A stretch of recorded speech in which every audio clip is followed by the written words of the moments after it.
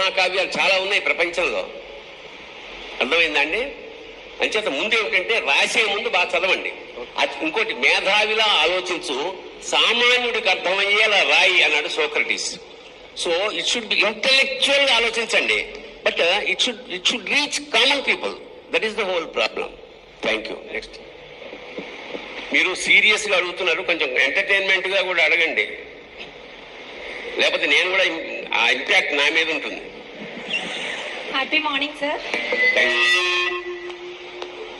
Sir, I'm Kavitha. My father is also farmer. నాకు ఒక question ఉంది సార్. నార్మల్గా సొసైటీలో ఇప్పుడు దేవుడి కంటే భక్తులు ఉంటారు కదా సార్.